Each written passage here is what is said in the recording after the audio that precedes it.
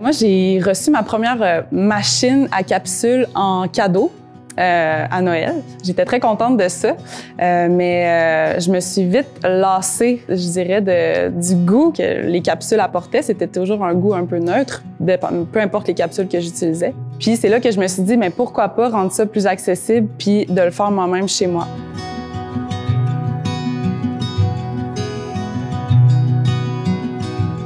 Je dirais à peu près 1 an après que j'ai eu ma première machine à capsule, j'ai enchaîné avec une machine semi-automatique que j'ai adorée honnêtement parce qu'elle m'a permis de comprendre les bases de l'espresso pour quelqu'un qui part de zéro, que ce soit la torréfaction, la mouture, l'extraction, la micromousse, tout ça.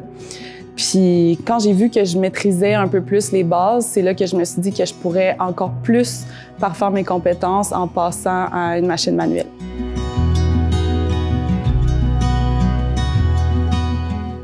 Ma première machine manuelle, ça a été la Lilith Mara, que j'ai choisie non seulement en raison de la très bonne réputation des machines, mais aussi parce que c'était très important pour moi d'avoir une machine qui a un bon rendement avec la tête de groupe E61. Donc, on peut faire extraire notre café tout en moussant notre lait de façon simultanée. Donc, avec ça, on peut gagner du temps. Mais c'était aussi une des seules machines manuelles qui était aussi compacte, puis que je trouvais qu'il était très belle esthétiquement, qui fitait complètement dans mon décor. Puis pour moi, c'était quelque chose d'important.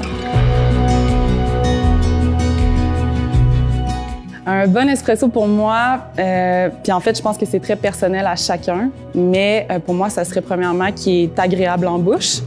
Ensuite, je dirais que c'est aromatique, mais sans perdre trop de son acidité. Puis finalement, je dirais qu'un bon espresso, ça a toujours un beau crémeux.